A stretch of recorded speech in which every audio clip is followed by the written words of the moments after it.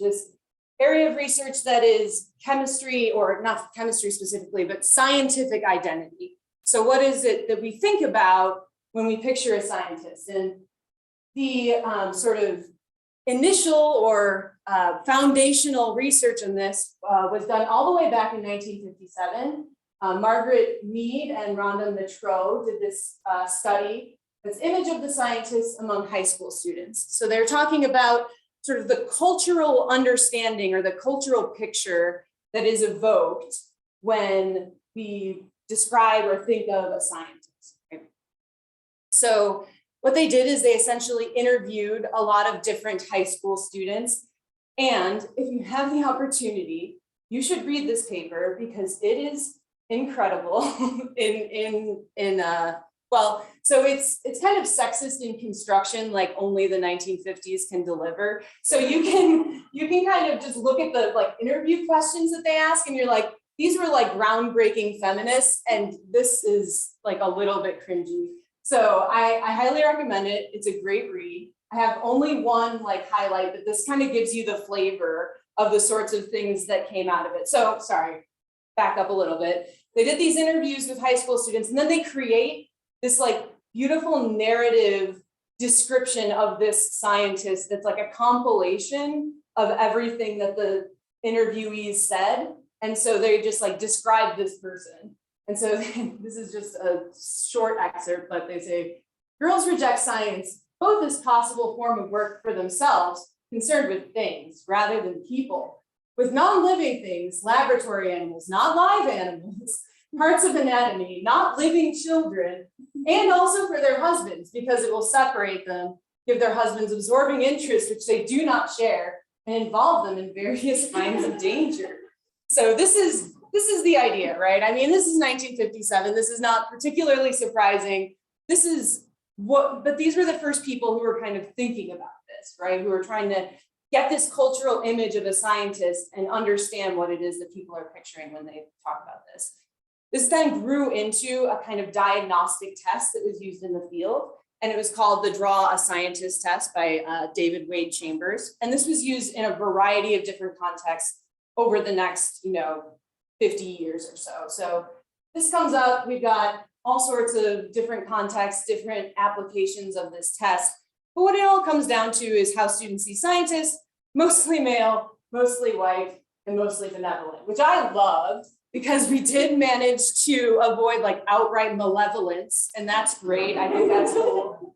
But it looks like this. This is figure one, typical scientist. I think he's kind of cute. He's got some smoke going. He's maybe floating above the ground for some reason, but this isn't particularly surprising, right? This is our typical white guy scientist, and this is the image that came out of this larger body of research. Okay, so credit where credit's due. Back to this.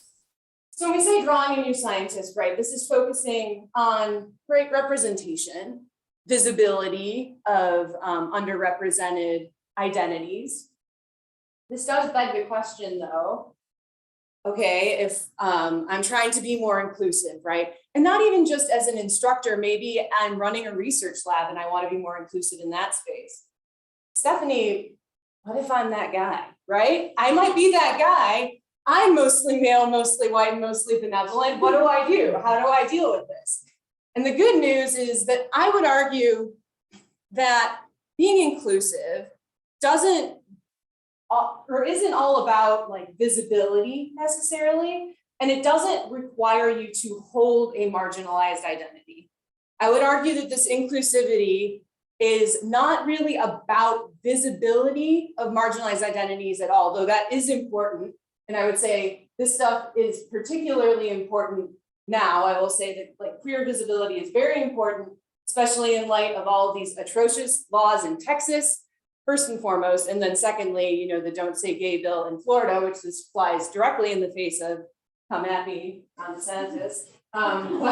But essentially what it comes down to is something different. I'm going to put a pin in that. I'm going to build some suspense. But I would say it's not necessarily about visibility, and it's not about holding a marginalized identity. And that's good, because putting all the work on people who have marginalized identities is a lot of pressure, right? So I think that we can build these inclusive environments without that. And so suspense, it's about something else. Putting a pin in that, and then I'm going to pivot a little bit because I actually want to talk about an element of my own identity that maybe is even more central to me than the queer identities that I talk a lot about here. And especially central to the way that I see my journey to becoming a scientist. And so I'm going to take a minute and I'm going to talk a little bit about my family, because I think that's something that really is very important to me. So these are my parents, you. My dad is from the south side of Chicago. He was one of 9 kids in one of those big Irish Catholic families. My mom grew up mostly in Northwest Indiana. They presumably met somewhere in between there, I don't know, sometime in the 1980s, and got married and had a family. Neither one of them had a college degree. They were both just high school educated. My dad, because he came from a giant family and they couldn't really support college for everybody. And my mom, because her mom told her that the only reason a woman would go to college is to find a husband, and it's a too expensive way to do that, which, if you accept the premise, is a reasonable conclusion, but I think it's the premise maybe that we might have a little bit of an issue with. My mom is, as it turns out, a total badass, and she just got a job in an insurance company and worked her way up in management, and then eventually got her college degree when I was graduating high school. So she worked her way through, and we managed then to have what I would describe as a comfortable middle class suburban upbringing. So cut to us, our family, in spite of that sort of comfortable middle class upbringing, I would actually describe my young family life and my upbringing as a relatively unstable household. And it's taken me a long time to describe it that way, because I would say that the way that what is conjured when we think of an unstable household is usually the result of poverty or abuse, and it really wasn't anything like that. It was something that couldn't be predicted, and also something that was completely outside everybody's control. So when I was born, I'm the oldest of 3 kids, as you can see here. My dad stayed home because my mom had sort of the higher impact job, I guess, or the more secure one at the time. So he decided to stay home. They weren't particularly progressive or feminist. It was just who makes more money? Okay, I'll stay home. And my dad always had the intention of going back to work, I think, at some point, but someone had to stay home with the young kids. My sister's 4 years younger than me. And then my brother is 5 years younger than me. And when my brother was born, everything kind of changed. So he, during the first couple of years of his life, we didn't really realize, but my brother has very special needs. And this is a situation I think a lot of people experience, but not one that's talked about very often. And so my brother is autistic, and he was diagnosed with autism before a lot of people really understood what autism was. I mean, people don't understand it necessarily that well even now, but it was very poorly understood back then, the early 90s, mid 90s. And he, accompanying that, has pretty severe behavioral outbursts and things. So he has some relatively violent outbursts. He likes to have stuff that's on shelves on the floor. And so the result of that is just that we had a somewhat chaotic family situation. And again, everyone was doing their best. Everyone was trying their hardest, but we would try to find schools for him or resources. And because he, again, would sort of melt down and harm people, right? He always kind of got sent back. So this was a difficult thing, I think, for my family to deal with, because they just didn't have the resources. They didn't know exactly what to do. And so as a result, my dad basically became my brother's primary caretaker. And he, without really knowing how, structured an entire sort of education for him, and came up with a daily routine that he could stick to, or tried to.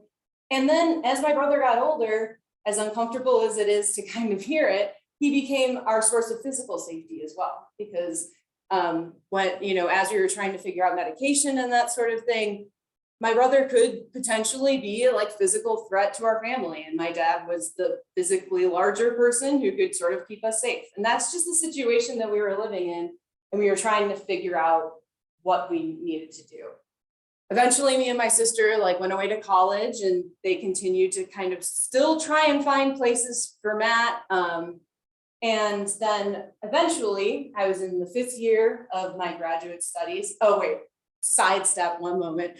I also want to mention that my dad was probably the biggest influence in me becoming a scientist, not because he, had any experience in science, but he was so genuinely curious about the natural world. And we always like went out into nature, went camping, and he would constantly be like, why do you think that tree grows that way? What are the cloud formations? Like he would just always ask questions, and also watch Nova all the time. So he was just like a big science nerd without having the opportunity to like dig into it and become a scientist. And once I went to college and graduate school, oh my God, no one asked me more questions about what I was doing than my dad. He was just like so pumped, and my parents would never like pressure me to pursue anything. Like I was just genuinely interested, but he was just now I get to like find things out secondhand. And so he was like very enthusiastic, and that was a huge part of my motivation to become a scientist or to continue,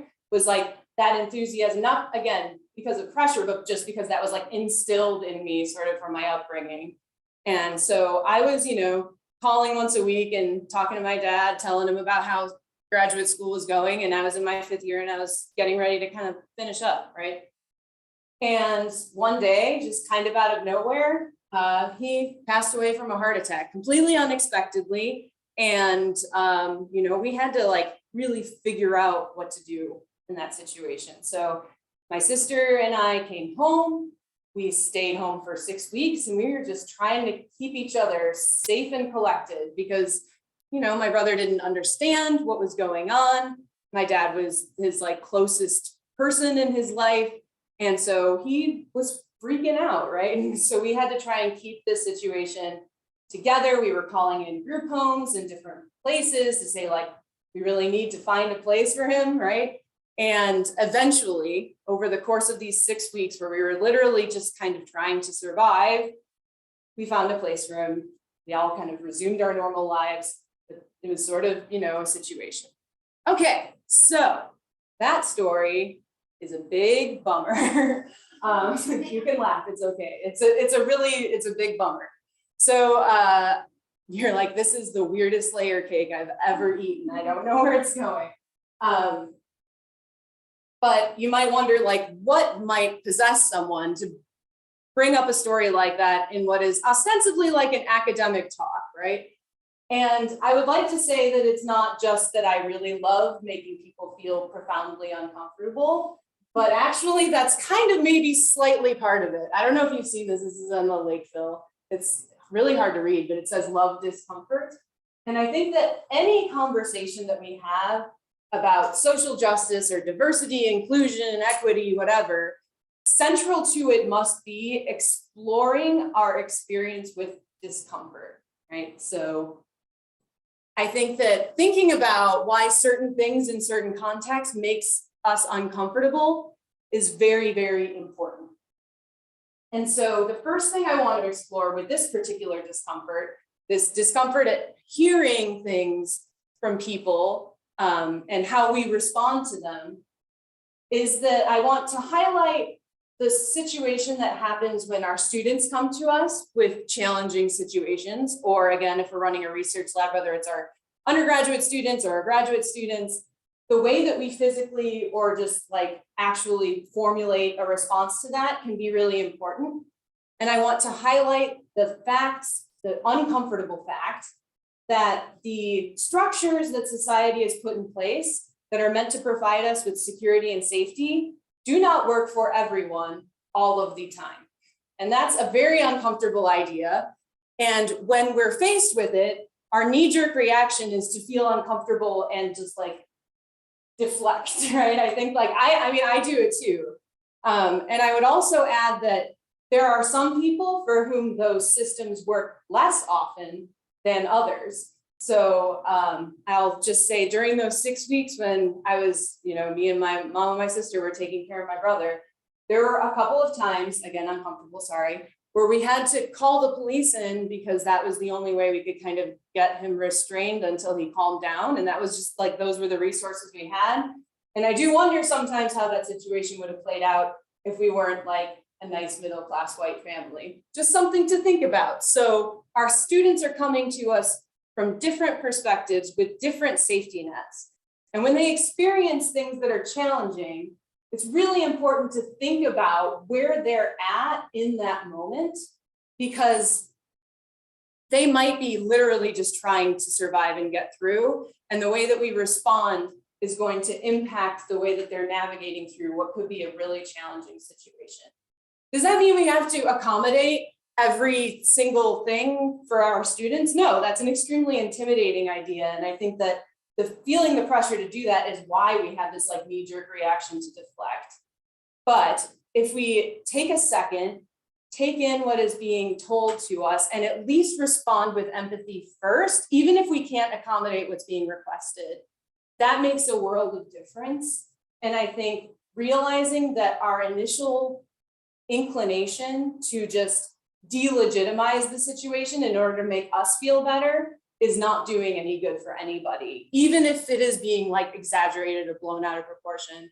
And I think this is where that joke about like, oh, all my students' grandmas die on exam day, I think that's where it comes from. We like want to delegitimize like legitimate, serious situations. And I'm sure that joke was funny, like the first time someone told it, but I think it's probably time to retire it. And again, it's not a request to accommodate every situation or like solve the world's problems through your instruction. It's just the recognizing what your reactions are when you're faced with that situation.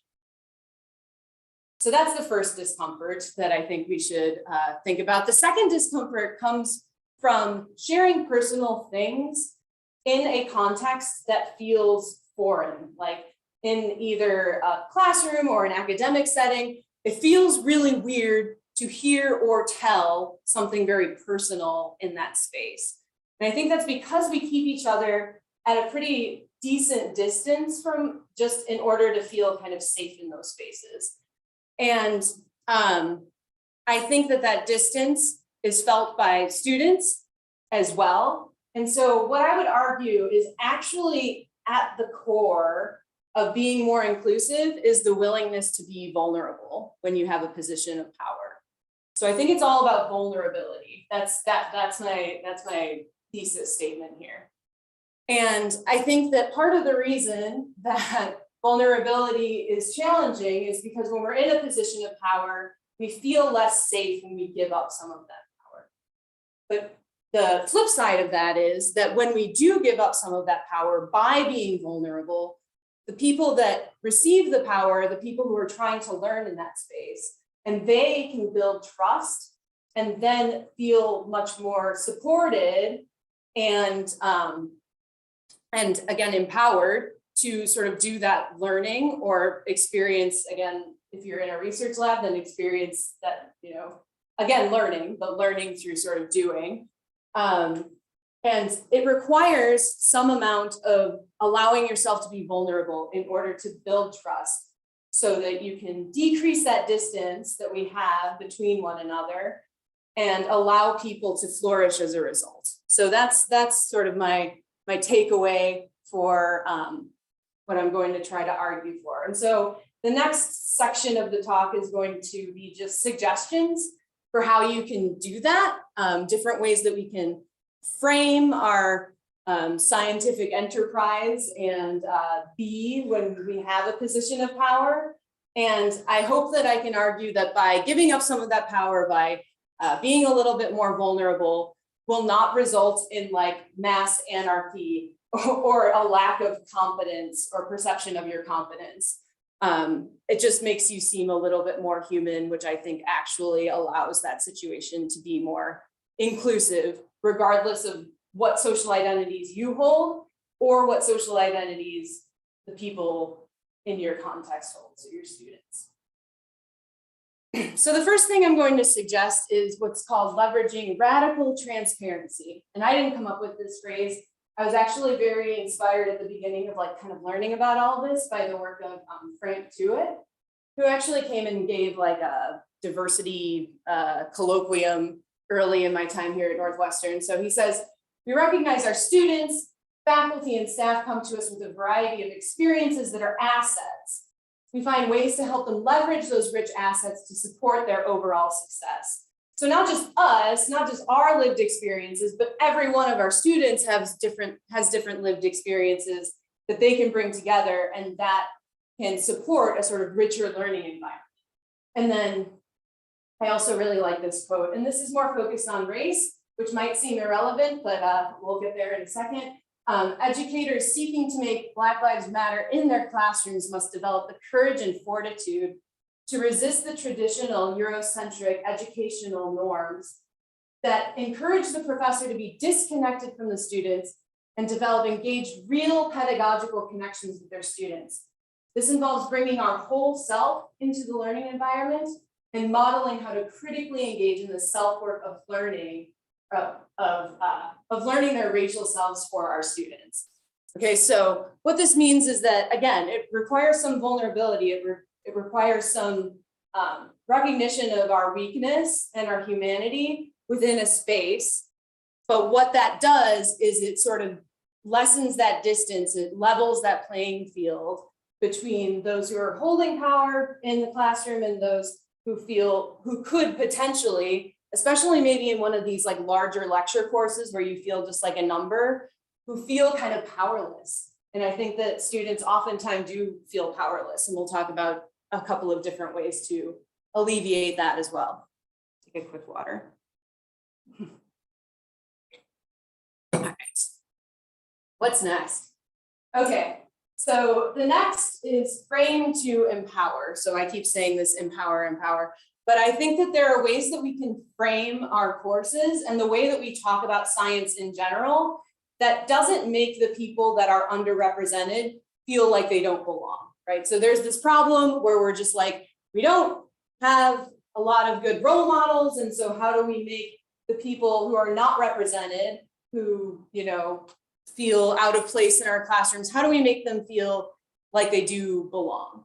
And I think part of the problem is this idea of, okay, we're teaching science, right? I don't have to worry about politics, I don't have to worry about culture, I got math. Math doesn't have a race or a gender, I got equations and all these chemical structures and thermodynamics and all of this stuff. None of that has anything to do with culture or politics. Okay, I get it, I feel that, it's good. But if I'm a student in my class and I am overwhelmed by all of this objective, non-cultural content, and then I open my textbook and this is what I see, I'm feeling maybe, I don't know, like this is just not the place that was made for me, right? And I was not being selective about these pictures, okay? You just like flip through the textbook, that's what we got. Especially when you're teaching something like general chemistry, or, you know, even like fundamental organic chemistry, you don't have like modern role models to draw from. You're talking about stuff that's old. And so you just don't authentically have like the pictures to show. You can sort of show more modern scientists and that's cool. But authentically, it's clear that this is like a problematic situation, right? So we've got a lack of authentic role models, and we have a perception that we shouldn't bring politics, culture, all that sort of stuff, because it's not related to what we're talking about.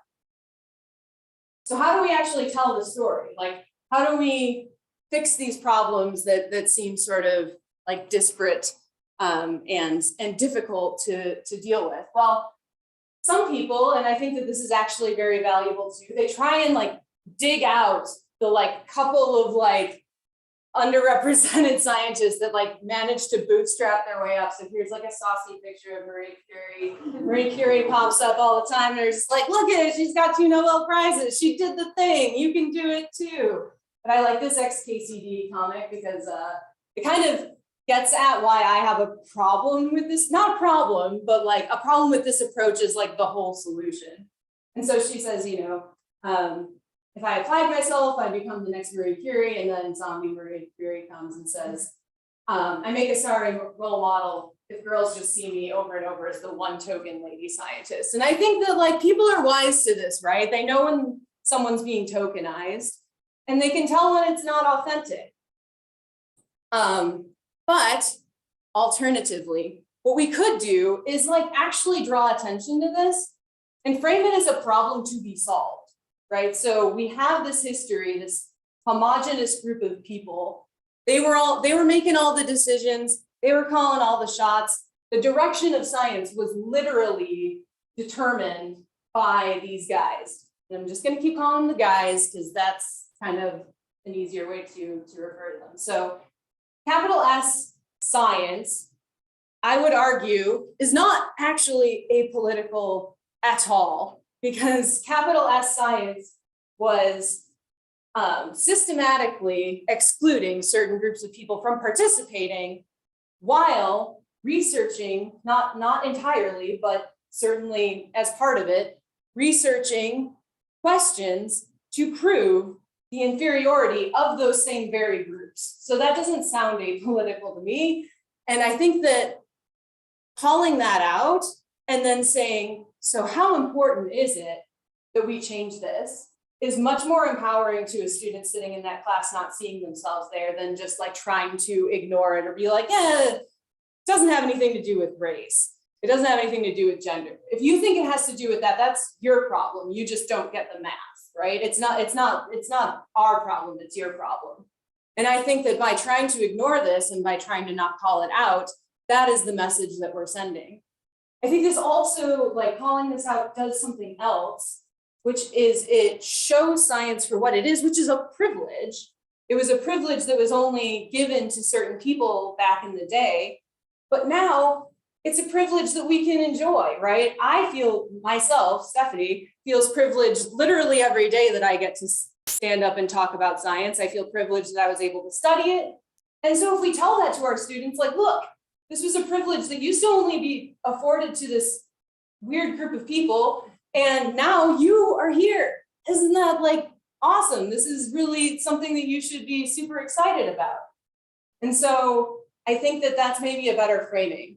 You can also talk about the adverse effects of having just one homogenous group calling all the shots, like medical racism, like environmental racism, and saying like this caused problems and this needs to be fixed. Like we need a more diverse group of scientists. So now that student that's sitting in our class not seeing themselves seen is not only being told that they belong, but that they are vitally important to the field. Like their continuation is actually what we need.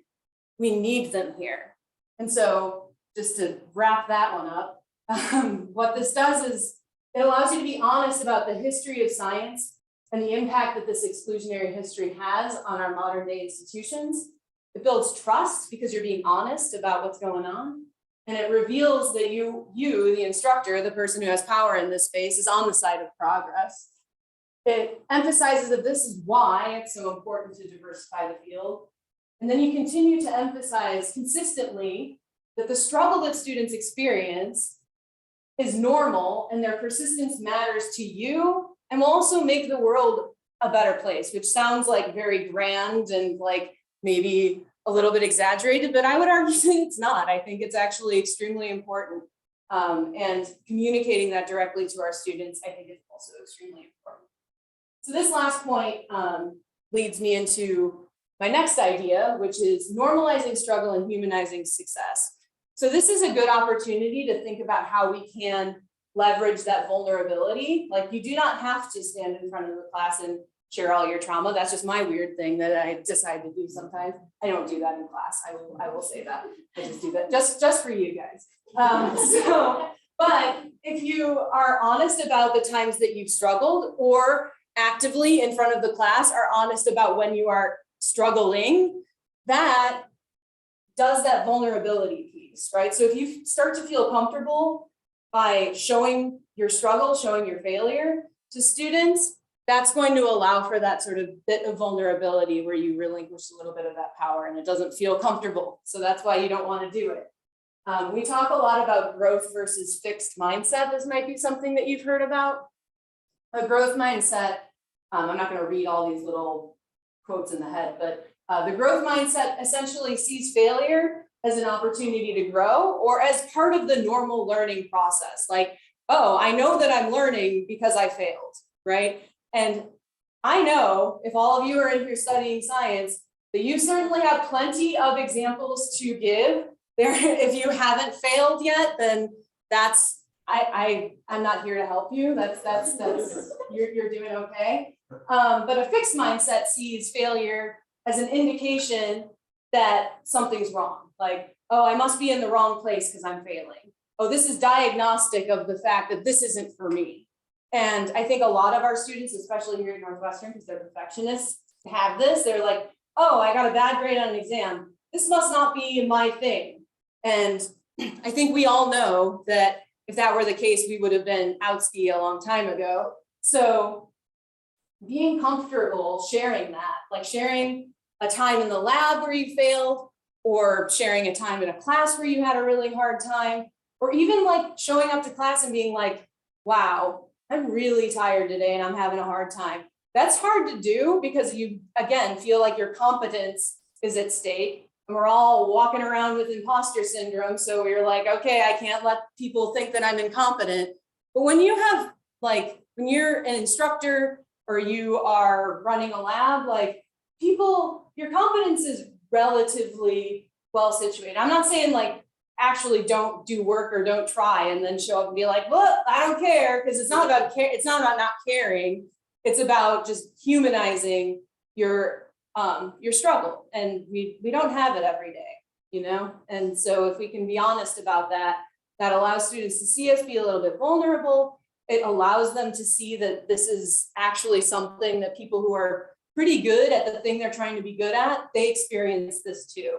And I think that when we model perfection, students assume that perfection is the expectation, right? So it's very hard for us. We like want to make sure that we have it all together, but by showing that weakness, by showing that lack of perfection, students can learn that that's actually an acceptable way to be. And I think that's really important.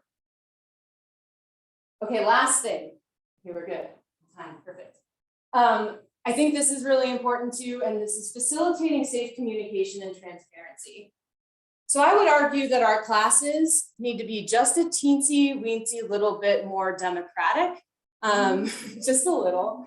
And this is, again, also scary because when you allow students to like actually communicate with you about how it's going, sometimes the answer you get doesn't feel super good, right? So we often construct our courses in such a way that we, most of the time, have reasons for the way that we do things, but sometimes it's just like, I don't know, we'll do it this way. And because you have to sort of come up with some kind of structure, come up with some kind of way to give grades, to assess, you know, to give people practice.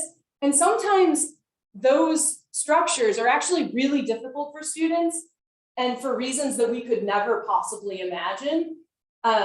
So allowing a safe way for people to communicate back to you about what's going on in your class, I think is super important. So this is also very easy to do. I have just like, and I call it the anonymous Dropbox. It's just like a ungraded survey on Canvas that lives there. And it's just like, tell us what's going on. And every week I go in and I check it.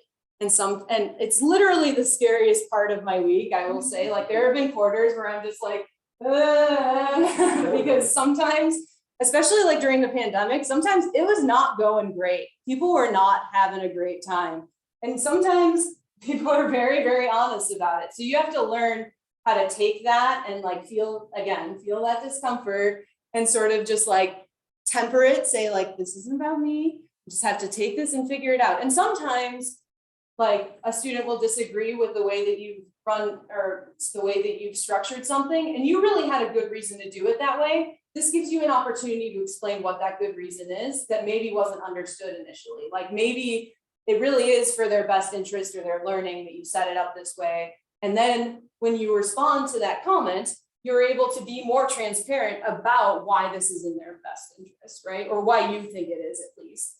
And then you're at least having a conversation about it. And sometimes they have a suggestion, you're like, oh my gosh, that does sound bad. I shouldn't do this way, and then you can adjust. And that allows students to actually have some kind of ownership over the course itself. It's really much more of a collaborative learning experience that way than if you're just like dictating everything. Because then it feels very kind of authoritarian, and it doesn't, I don't know, it just doesn't feel quite so good. But I will say that I think some of our resistance to like being open to this feedback is that it doesn't feel good to be pressured to change stuff, right? Especially when the quarter system, everything's going so fast, it's like I couldn't possibly. But if you hear it, even if it doesn't feel good to hear it, it'll help you sort of design things better with like the students in mind in the future. So I think that sort of just opening up that conversation makes other people, like everyone who's involved in the course, sort of feel like they have a say in the way that the whole situation is going, which I think is important and sort of helps the morale of the class. Even if you can't accommodate a lot of the things that are suggested, it creates much more of a dialogue around it. Okay, so that's my last bit of advice. I'm going to end a little bit on a high note. It's got kind of dark, so we gotta lift it up a little bit. I will say that more of this like recent study of drawing a scientist is a little more promising than our little old doodle that was like, maybe like a decade ago or whatever. This is still, we're still pretty binary gender stuff. Well, that's a later problem time. We're working on it, but this is at least some progress. And there's like a big meta study of like the last 5 decades of draw science. Like this is like a whole field, right? And this is happening here, which is cool. I didn't know that. I just found this and I was like, oh, Northwestern, I know that place. But anyway, the takeaway is that things are getting better. I think that we shouldn't be framing all of our gender equity initiatives in terms of the progress of cis women, but we can work through getting there. We're on our way, I think. And then again, on the topic of ending on a high note, because sometimes when I talk about my life, people are like, are you okay? I am okay. We're actually doing great. So this is my family recently. That's my brother. He's been in a group home, a really, really great group home for like the last 3 or 4 years, and he's doing great there. It's me and my mom and my sister. Myself, I live very nearby to my mom. We both live up in Kenosha, Wisconsin, right on Lake Michigan by a beach, and it's a really lovely life. And I want to give a shout out to Kenosha because I have experienced now living in a sort of medium-sized city, the opportunity to become really involved in like community work and like community activism. And this, and I will say this is like very much an artifact of like, it's the pandemic and I am dealing with my privilege. Like it was very much like in that same narrative line, but it was fun because I started going to things like county board meetings and just like, this is like from the pandemic where I'm just like sweaty and talking about body cams, I guess. This was before Kenosha had the really, really bad police shooting and then riots and then state sanctioned child vigilante armies. That's not really where we'd like to be, but essentially I met a lot of really cool people doing this. I would go to like school board meetings and it would be one of those like, do you even go here situations? Because I don't have children. I'm like, I just have a lot of stuff I want to talk about. And it's actually really super fun. So I highly recommend getting involved in like local community politics. You meet people who are not in academia or science and they're really cool. So I just like, I highly recommend that if that's something that you're interested in. What's the last thing? Oh yeah.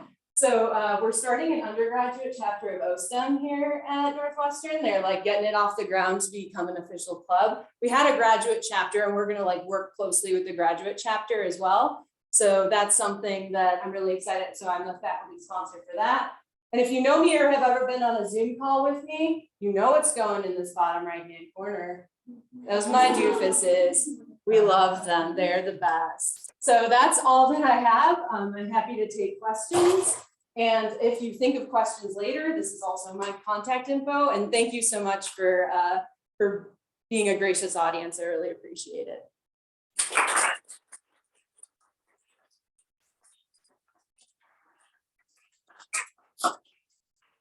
So much so for that wonderful talk.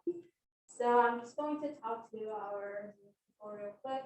Feel free to send in your questions now as we're getting into the Q&A session. So while you guys are typing, we'll probably first start from any questions from the audience. Yeah. All right. So like, I'm assuming you teach like different types, a lot of different types of courses, like size-wise as well, like, so for instance, a one-on-one versus like 10 students, like, except for like, one student is very different. So how do you leverage size? Yeah. Like, allow like, Yeah, I mean, I've mostly taught big old classes, so that's why a lot of this like framing, I feel like has to be like sort of present the class in this way because you don't have that opportunity to have that dialogue.